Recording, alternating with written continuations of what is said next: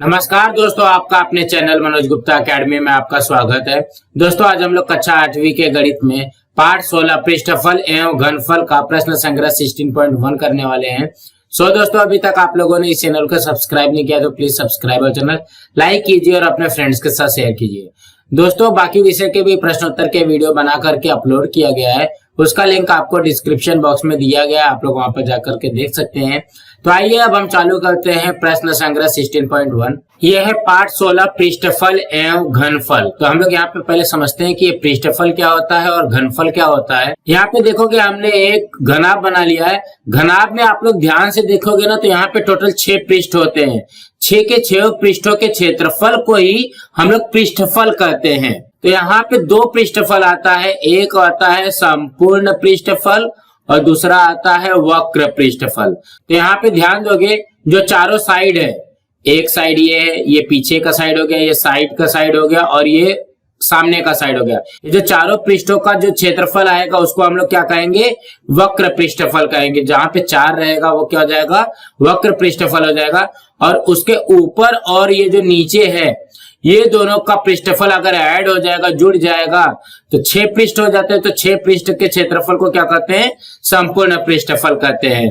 अब आते हैं कि घनफल क्या चीज होती है, जो कि हम लोगों को 16.1 में करना है। जैसे इसको सपोज करो कि ये एक टंकी है, इसके अंदर कितनी पानी भरी जाएगी। ये एक बॉक्स है, इसके अंदर कितना मिट्टी भरा जाएगा या इसके अंदर कितना हवा भरी जाएगी। जब इस तरीके का प्रश्न रहेगा तो वो क्या हो जाएगा? घनफल हो जाएगा। तो यहाँ पे देखोगे हमको 2 फॉर्मूला दिया गया। घनाभ का घनफल का सूत्र होता है लंबाई गुणे चौड़ाई गुणे ऊंचाई, उसी को ही लिखा गया है यल गुणे बी गुणे एच। और समघन का घनफल क्या होता है? भुजा का घन। भुजा का घन का मतलब क्या हो गया? लंबाई का घन। 16.1 को करने के पहले यहाँ पे हम लोग उदाहरण नंबर 3 करते हैं। आप लोग बुक में इसको भर लीजिएगा। बर्फी बनाने के लिए खोया या मावा तथा शक्कर को गलाकर 5 लीटर मिश्रण घनाभ के आकार के ट्रे में डालने पर वह पूर्णतः भरता है। यहाँ पे देखोगे एक ट्रे बनाया गया है, एक ट्रे दिया गया है और क्या बोला गया है? खोया और शक्कर को मिला करके इस ट्रे के अंदर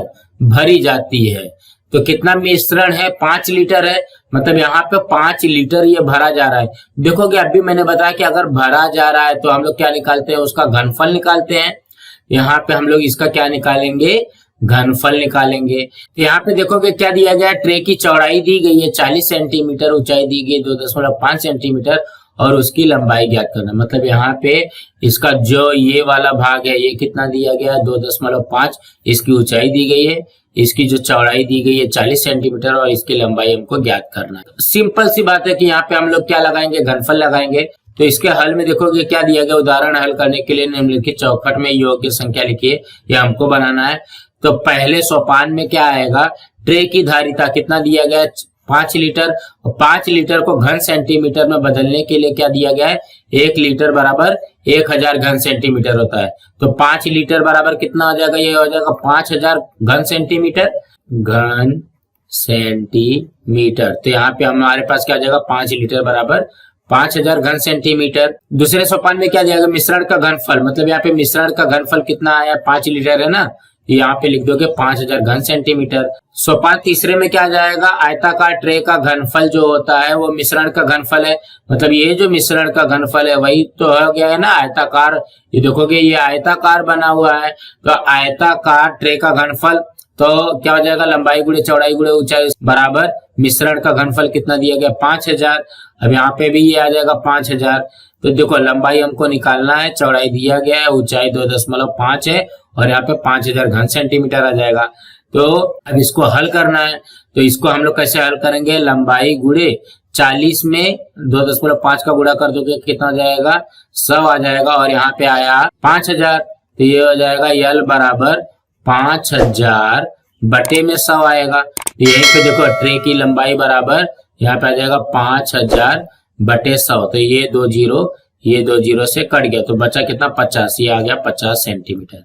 इसी तरीके से करना है। अब हम लोग करते हैं 16.1। ये है प्रश्न संग्रह 16.1। उसके पहले प्रश्न में क्या दिया गया? किसी बक्से की लंबाई दिया गया 20 सेंटीमीटर, चौड़ाई दिया गया 10.5 सेंटीमीटर तथा ऊंचाई 8 सेंटीमीटर हो तो उसका घनफल ज्ञात कीजिए। यहाँ पे आपको सिंपल ही पूछा गया है कि उसका घनफल हमको निकालना है। यहाँ पे लिखते हैं बक्से की लंबाई, लंबाई को हम लोग क्या लिखते हैं, एल लिखते हैं, ये हो जाएगा 20 सेंटीमीटर। उसके बाद में और क्या दिया गया, बक्से की चौड़ाई, यहाँ पे लिखोगे बक्से की चौड़ाई, चौड़ाई को हम लोग क्या लिखते हैं, बी लिखते हैं, ये दिया गया 10.5 सेंटीमीटर। उसके बाद में और क्या दिया गया, बक्से की ऊंचाई दिया गया है, यहाँ पे लिखोगे बक्से की ऊंचाई, ऊंचाई को हम लोग क्या लिखते हैं, एच लिखते हैं, एच बराबर हो जाएगा 8 सेंटीमीटर। ये तो दिया गया है। अब क्या पूछा गया है, बक्से का घनफल निकालो। यहाँ पे लिखोगे बक्से का घनफल बराबर, सूत्र क्या होता है, लंबाई गुणे चौड़ाई गुणे ऊंचाई होता है। तो यल कितना है, 20 गुणे 10.5, चौड़ाई है, ऊंचाई कितना है, 8 है। अब ये तीनों का एक लाइन से गुणा कर दो। अब हम लोग इसका गुणा करते हैं, 20 में 10.5 का गुणा कर दो, ये आ जाएगा 5 0 0, 5 दूनी 10, यहाँ पे गुणा का चिन्ह, जीरो का पारा पड़े 0 0 0 0 0 0। फिर अब हमें एक का पारा पड़ेंगे, 1 0 0, 1 दूनी 2, अभी आ गया 0, यहाँ पे 0, यहाँ पे 1 और ये आ गया 2।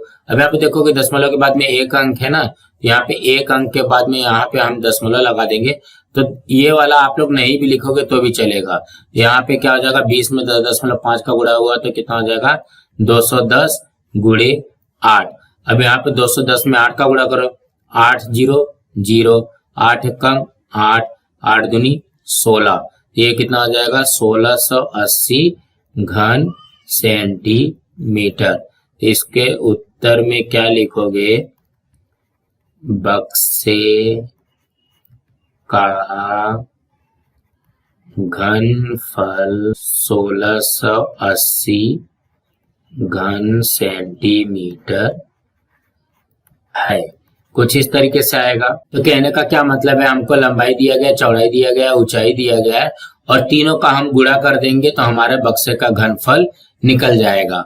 अब हम अगला करते हैं। दूसरे में क्या दिया गया, किसी घनाभ के आकार के साबुन का घनफल 150 घन सेंटीमीटर है, उसकी लंबाई 10 सेंटीमीटर है, चौड़ाई 5 सेंटीमीटर है और मोटाई ज्ञात करो। मोटाई का मतलब क्या हो गया, एच ज्ञात करना है। यहाँ पे सबसे पहले लिखते हैं कि क्या क्या दिया गया है।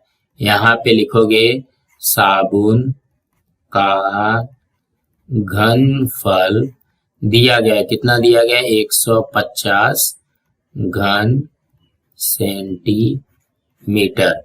उसके बाद में साबुन की लंबाई दी गई है, यहाँ पे लिखोगे साबुन की लंबाई दिया गया, लंबाई को हम लोग क्या लिखते हैं, यह लिखते हैं, ये दिया गया 10 सेंटीमीटर। उसके बाद में क्या दिया गया, साबुन की चौड़ाई, साबुन की चौड़ाई, साबुन की चौड़ाई को क्या लिखते हैं, बी लिखते हैं, बी हमको दिया गया है 5 सेंटीमीटर। उसके बाद में साबुन की मोटाई निकालनी है, साबुन की मोटाई निकालनी है, मोटाई को हम लोग क्या लिखेंगे, एच लिख देंगे, तो एच हमको निकालना है। तो हम लोग यहाँ पे क्या लिखेंगे, यहाँ पे लिखेंगे घनाभ के आकार के साबुन का घनफल। तो घनाभ के आकार के साबुन का घनफल क्या होगा, लंबाई गुणे चौड़ाई गुणे ऊंचाई, इस तरीके से आएगा। तो घनफल हमको दिया गया है 150 बराबर लंबाई कितना दिया गया 10 गुणे चौड़ाई कितना दिया गया 5 गुणे ऊंचाई हमको एच निकालना है। अब यहाँ पे देखोगे 10 गुणे 5 से एच में गुणा हो रहा है, इस साइड जाएगा तो क्या हो जाएगा, भाग हो जाएगा, तो 150 बटे 10 गुणे 5 बराबर एच, कुछ इस तरीके से बनेगा। अब इसको यहाँ से कट कर दो, 10 से ये कट हुआ तो यहाँ पे आ जाएगा 15। अब ये 5 से इसको कट कर दो, 5 3 15, तो क्या आया हमारे पास 3 बराबर एच, इसलिए एच बराबर 3 सेंटीमीटर मीटर। यही एच तो हमको निकालना था, तो इसके उत्तर में लिखोगे साबुन की मोटाई 3 सेंटीमीटर है। इस तरीके से आप लोगों को लिखना है। कहने का क्या मतलब है, अगर घनफल दिया गया है, लंबाई दिया गया, चौड़ाई दिया गया है, तो हम लोग उसको फॉर्मूला में रख लेंगे और 10 गुणे 5 जो है वो गुणा हो रहा है, इस साइड जाएगा तो क्या हो जाएगा, भाग हो जाएगा, और इसको कट कर देंगे तो यह हमारा आ जाएगा 3 सेंटीमीटर। अब हम अगला प्रश्न करते हैं। तीसरे प्रश्न में क्या दिया गया, 6 मीटर लंबी, 2.5 मीटर ऊंची तथा 0.5 मीटर चौड़ी दीवार बनाने के लिए 25 सेंटीमीटर लंबी, 15 सेंटीमीटर चौड़ी तथा 10 सेंटीमीटर ऊंचाई वाली कितनी ईंटें लगेंगी। अब यहाँ पे देखोगे एक दीवार बनाना है, दीवार के अंदर बहुत सारी ईंटें होती है, तो हमको ये बताना है कि वहां पे कितनी ईंटें लगेंगी। तो सबसे पहले हमको क्या निकालना पड़ेगा, दीवार का घनफल निकालना पड़ेगा और ईंट का घनफल निकालना पड़ेगा। दीवार के घनफल में से ईंट का घनफल को भाग दे देंगे तो हमारे ईंट की संख्या आ जाएगी। तो सबसे पहले हम लोग दीवार के लिए निकालते हैं, तो यहाँ पे लिखेंगे दीवार के लिए। तो दीवार की पहले लंबाई निकालते हैं, तो लंबाई को हम लोग क्या लिखते हैं, यल लिखते हैं। यल बराबर ये कितना दिया गया, 6 मीटर दिया गया, ठीक है। तो मीटर को हम लोग सेंटीमीटर में बदलेंगे तो कितना हो जाएगा, 600 सेंटीमीटर हो जाएगा। देखो 1 मीटर बराबर 100 सेंटीमीटर, तो यहाँ पे 6 मीटर बराबर कितना हो जाएगा, 600 सेंटीमीटर। अब दीवार की चौड़ाई, दीवार की चौड़ाई को हम लोग क्या लिखेंगे, बी लिखेंगे। ये कितना दिया गया, 2.5 मीटर। 2.5 मीटर का मतलब कितना हो जाएगा, 250 सेंटीमीटर हो जाएगा ना। सब में 100 का गुणा कर देना है बस। और उसके बाद में ऊंचाई दी गई है, ऊंचाई को हम लोग क्या लिखेंगे, एच लिखेंगे। ऊंचाई दिया गया 0.5 मीटर। 0.5 मीटर में 100 का गुणा करोगे तो कितना हो जाएगा, 50 सेंटीमीटर। ये किसका निकला, ये निकला हमारे दीवार का। अब उसी तरीके से ईंट का लिखते हैं, यहाँ पे लिखो ईंट के लिए। तो ईंट के लिए ईंट की लंबाई कितनी दी गई है, ईंट की लंबाई दी गई 25 सेंटीमीटर। यहाँ पे लिख दिया 25 सेंटीमीटर। ईंट की चौड़ाई, ईंट की चौड़ाई कितनी दी गई है, चौड़ाई को बी लिखते हैं। ये दिया गया 15 सेंटीमीटर। और ईंट की ऊंचाई, ईंट की ऊंचाई कितनी दी गई है, ये दी गई है 10 सेंटीमीटर। अब हमको क्या निकालना है, कितने ईंटें लगेंगी, तो हम लोग यहाँ पे लिखेंगे ईंटों की संख्या। तो ईंट की संख्या के लिए हम लोग क्या लिखेंगे, यहाँ पे लिखोगे दीवार का घनफल बटे में ईंट का घनफल। तो कहने का क्या मतलब है, पहले दीवार का घनफल निकालना पड़ेगा। तो दीवार का घनफल का भी फॉर्मूला वही आएगा, यल गुणे बी गुणे एच। और ईंट के भी घनफल का फॉर्मूला आएगा, यल गुणे बी गुणे एच। तो कहने का क्या मतलब है, ईंट के लिए ईंट की लंबाई चौड़ाई ऊंचाई लिखोगे और दीवार के लिए दीवार की लंबाई चौड़ाई और ऊंचाई लिखोगे। यहाँ पे सबसे पहले ऊपर किसका है, दीवार का है। दीवार का देखोगे कितना लंबाई है, 600 है। यहाँ पे लिखोगे 600। चौड़ाई कितना है, 250 गुणे ऊंचाई कितना है, 50। देखोगे यहाँ पे 600 है, 250 है और यहाँ पे 50 है। अब किसका करते हैं, अब ईंट का घनफल के लिए लंबाई कितना है, ईंट का कितना है, 25 है, 15 है और 10 है। यहाँ पे 25 गुणे चौड़ाई 15 गुणे 10। अब इसको हल कर लेना है। अब यहाँ पे देखो कैसे हल करोगे, देखो 25 के पहाड़े से ये 250 में चले जाएगा तो ये कितना हो जाएगा, यहाँ पे आएगा 10। उसके बाद में ये 15 के पहाड़े से इसको कट करो, 15 चौक 60 और ये 0 हो जाएगा। मतलब 600 में 15 का भाग दिया तो ये 40 आता है। अब यहाँ पे देखोगे ये 10 से ये 10 कट जाएगा तो बचा हमारे पास क्या, 40 गुणे 50। अब 40 में 50 का गुणा करोगे तो कितना आ जाएगा, 2000। यही आ गई 2000 ईंटें। तो इसके उत्तर में लिखोगे दीवार बनाने के लिए कुल 2000 ईंटें लगेंगे। तो कहने का क्या मतलब है, हम लोग पहले यहाँ पे दीवार के लिए लिखेंगे और उसको सेंटीमीटर में कन्वर्ट कर देंगे, और उसके बाद में ईंट के लिए लंबाई चौड़ाई ऊंचाई लिख दिया। उसके बाद में ईंटों की संख्या बराबर दीवार का घनफल बटे ईंट का घनफल। तो दीवार का घनफल का फॉर्मूला होता है लंबाई गुणे चौड़ाई गुणे ऊंचाई।